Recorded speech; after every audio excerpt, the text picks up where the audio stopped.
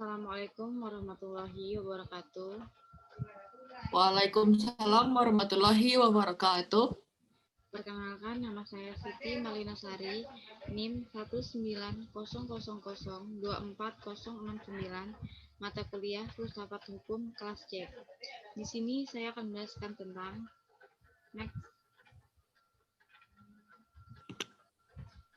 apa itu positivistik.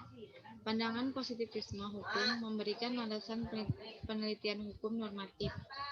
Secara garis besar, pandangan positivisme hukum memaknai hakikat hukum sebagai norma-norma positif dalam sistem peraturan perundang-undangan.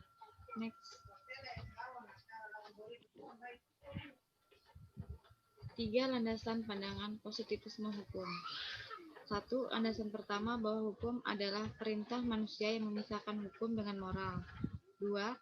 Penelitian dilakukan terhadap hukum dipisahkan dari unsur-unsur di luar hukum seperti sejarah, sosiologi, dan politik. 3. Sistem hukum adalah sistem logis tertutup di mana keputusan yang benar dapat dideduksi dari aturan hukum yang telah ditentukan dengan maksud logis semata. Kekuatan dari pandangan positivisme hukum adalah argumentasi yang didasarkan pada penerapan struktur norma positif dalam kasus-kasus konkret.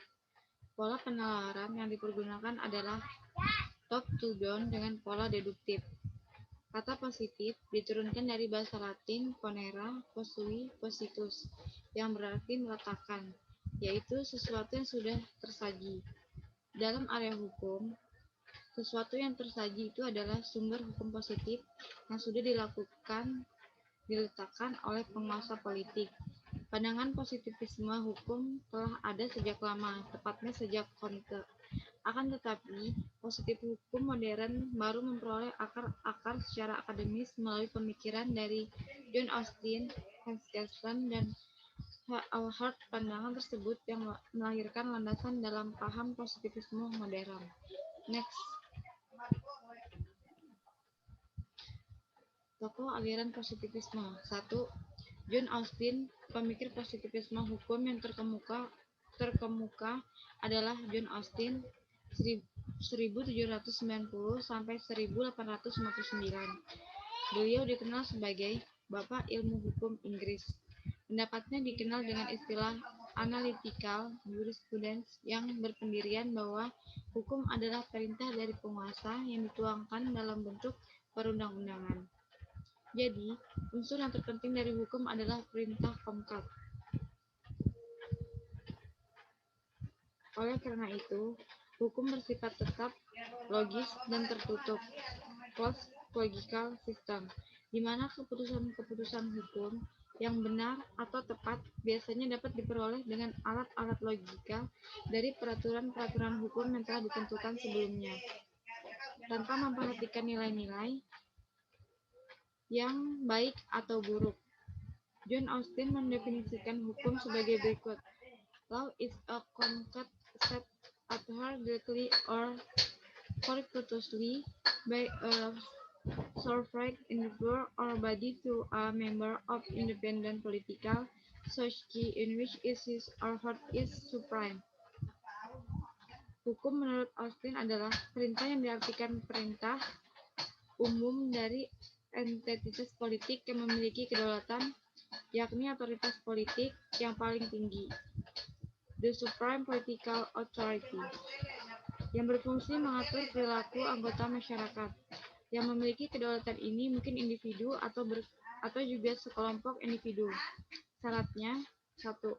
Individu atau kelompok individu merupakan orang atau sekelompok orang yang dipatuhi oleh segenap anggota masyarakat. 2. Individu atau kelompok individu sekelompok orang yang dipatuhi yang berdaulat ini tidak patuh pada siapapun juga di atasnya. Jadi, sumber hukum menurut Austin adalah penguasa tertinggi yang de facto dipatuhi oleh segenap anggota masyarakat, sementara ia sendiri tidak tunduk pada siapapun. Hukum menurut Austin harus dipahami dalam arti perintah karena hukum seharusnya tidak memberi ruang untuk memilih apakah mematuhi atau tidak mematuhi. Austin menegaskan bahwa hukum bukan setumpuk peraturan atau nasihat moral, namun hukum sebagai perintah yang memuat dua elemen dasar, yaitu hukum sebagai keinginan penguasa harus ditaati, dan hukum memiliki kemampuan untuk menciptakan sesuatu yang tidak menyenangkan atau bahkan membahayakan subjek yang menyelenggaranya. Individu yang terkena perintah atau bukan membahayakan subjek yang melanggarnya. Individu kegagalan memenuhi tuntutan perintah atau mendapatkan sanksi hukum. Next.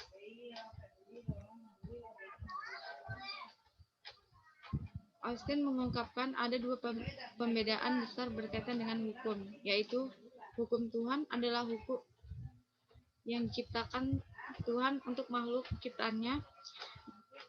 Hukum ini merupakan suatu moral hidup manusia dalam arti sejati. B. Hukum manusia. Next.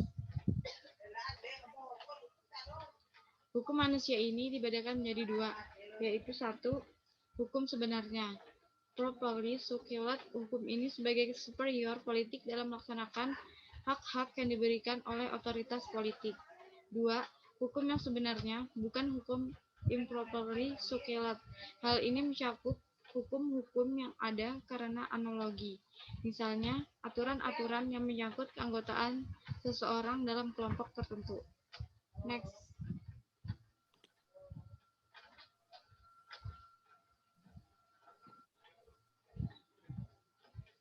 Tiga.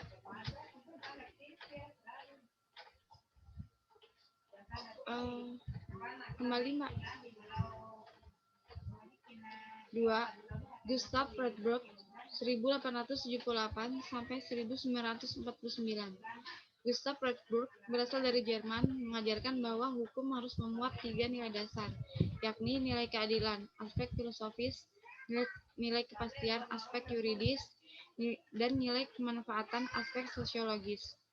Setiap peraturan hukum harus dapat dikembalikan pada nilai keabsahannya, pada nilai dasar tersebut. Gustav mengkonsepsikan bahwa hukum sebagai paduan antara nilai-nilai yang harus diwujudkan dan kenyataan yang tidak boleh melanggar nilai-nilai itu. Nilai dimaksud adalah nilai keadilan. Oleh karena itu, pengupayaan keadilan harus diwujudkan dalam peraturan yang nyata yang berwujud undang-undang. Pada perkembangannya, nilai kepastian itu menjadi inti dari ajaran rule of law. Next. 3. Hans Kelsen 1881 sampai 1733 Masehi. Hans Kelsen seorang ahli hukum dan filsuf Austria, terkenal dengan teori Grundnorm, mengkonsepsikan bahwa hukum adalah sistem norma yang didasarkan pada keharusan, di mana sistem norma ini penentuannya dilandaskan pada moralitas atau nilai-nilai yang baik. Pertimbangan yang melandasi sebuah norma bersifat meta-yuridis dan belum menjadi hukum yang berlaku. Norma itu akan menjadi hukum yang berlaku apabila dikehendaki oleh masyarakat dan dituangkan dalam wujud tertulis, dikeluarkan oleh negara, dan memuat perintah. Hans Kelsen juga terkenal dengan ajaran teori hukum murni, The Pure Theory of Law, yang menjelaskan bahwa hukum ditaati bukan karena dinilai adil atau baik, namun karena hukum itu tertulis dan disahkan oleh penguasa. Paparan Hans Kelsen pada tataran hukum murni terfokus pada penjelasan tentang hakikat hukum dan bagaimana hukum itu dibuat. Hal ini yang menjadikan ilmu hukum mempunyai objek studi, yakni perundang-undangan yang tertulis, mengandung perintah dan sanksi apabila dilanggar, serta dibuat oleh negara-negara sebagai penguasa. Next.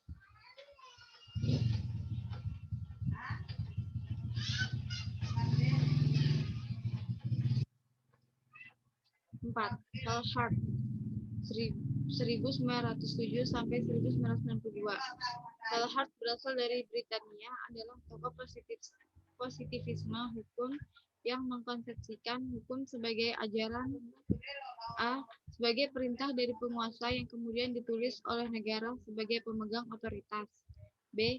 Persoalan nilai hukum, baik atau buruk, harus dipertimbangkan ketika hukum itu dibuat. C. Hukum positivisme mengandung sistem logika tertutup yang diberlakukan secara deduktif pada kenyataan. D. Hukum tidak harus ada kaitan dengan moral dan dibedakan dengan hukum yang seharusnya diciptakan. Harus memisahkan antar Dasein dan Desolon.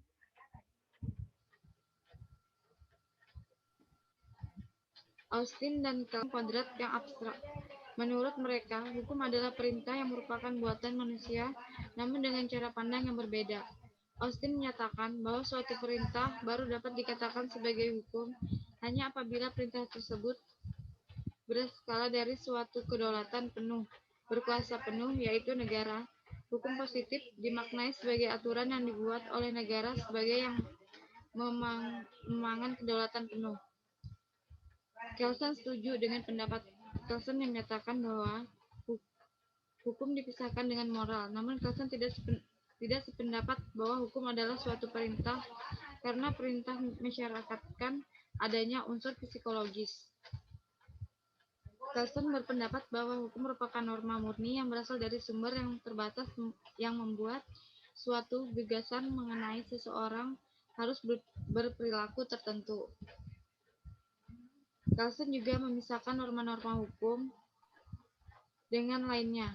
Pandangan ini membuat positivisme hukum memiliki tujuan kepastian hukum dan menolak aktivitas positivis yang dipergunakan untuk menyelesaikan masalah konkret dengan menggunakan logika, di mana hanya norma hukum saja yang dapat diuji dengan menggunakan norma hukum lainnya. Tanpa mempertanyakan validitas dari hukum buatan manusia tersebut, apakah hukum tersebut sesuai dengan moral atau tidak. Norma positif akan diterima sebagai doktrin sepanjang sesuai dengan aturan sistematis logika ilmu hukum. The rule systemizing logics of legalization. Pandangan terakhir ini membuat lahirnya struktur norma tersebut membentuk hierarki berdasarkan tingkatan abstraksi norma, di mana abstraksi yang paling dasar berada di posisi yang paling tinggi, yang merupakan perbatasan antara hukum dengan moral. Pemikiran Austin dan Kelsen didorong oleh keinginan menjadikan hukum sebagai ilmu hukum yang diakui oleh komunitas ilmiah. Oleh karenanya, metode yang diarahkan menjadi ilmu dogmatika hukum yang mengedepankan pendekatan ilmu-ilmu pasti, dan hal ini sejalan dengan konsep berpikir penganut positivisme hukum. Diskusi tentang hukum dalam perspektif positivisme hukum akan menggiring ke arah hukum positif, yang berarti hukum yang berlaku pada saat dan wilayah tertentu. Oleh sebab itu, hukum positif sering diistilahkan dengan sebutan constitutum. Hal ini juga menjadi kelemahan positivisme hukum yang tidak dapat menjangkau pada aspek penegakan hukum. Positivisme hukum menitikberatkan pada pembentukan hukum saja sebagaimana dalam pemikiran Austin. Hartz mengartikan positivisme hukum menggabungkan kedua pandangan Austin dan Kelsen, namun dengan modifikasi. Hartz menyatakan bahwa hukum merupakan perintah manusia yang memiliki kekuasaan dan wajib dituruti bukan karena adanya sanksi, tetapi karena perilaku. Hartz membagi peraturan menjadi dua jenis, yaitu peraturan primary rules, dan peraturan secondary rules. Peraturan primer berisi mengenai hak dan kewajiban, di mana hanya dapat diterapkan pada masyarakat yang sederhana. Kemudian, peraturan sekunder yang berhubungan dengan penafsiran, penerapan peraturan, dan perubahan atas peraturan primer. Peraturan sekunder didasari pada peraturan primer. Hart menyatakan norma hukum yang tertinggi bukan Grundnorm tetapi the ultimate rule of recognition, yang merupakan suatu kenyataan atau realitas. Hartz juga mengoreksi pendapat Austin bahwa hukum merupakan perintah dan sanksi yang merupakan paksaan hukum dengan mencontohkan perintah dan kelompok yang bersenjata bukanlah perintah dalam hukum. Next.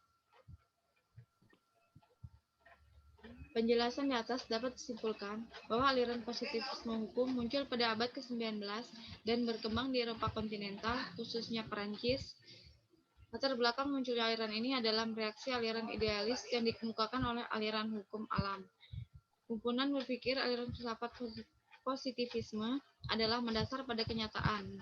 realitas, fakta, dan bukti tidak bersifat metafisik dan menjelaskan esensi gejala alam diterangkan berbasis hubungan sebab akibat, dan dari itu kemudian didapatkan dalil-dalil atau hukum-hukum yang tidak tergantung ruang dan waktu. Next.